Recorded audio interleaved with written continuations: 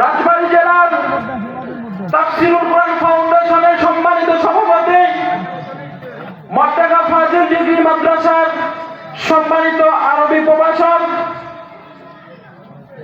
বিশিষ্ট ইসলামী দিন মুফাসসিরে কোরআন, ইসলামিক সঙ্গীত শিল্পী জনাব হযরত মাওলানা আজিমউদ্দিন খান সাহেব, হযরত মাওলানা আজিমউদ্দিন খান সাহেব হযরতকে তার মূল্যবান বয়ান পেশ করার জন্য সুবিনয় অনুরোধ করছি। রাহমাতুল্লাহি ওয়া বারাকাতুহু।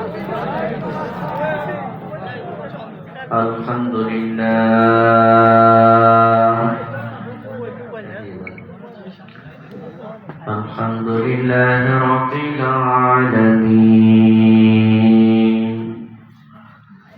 আসসালাতু ওয়াসসালামু আলা সাইয়্যিদিল মুরসালিন ওয়া আহলি বাইতিহি আজমাইন।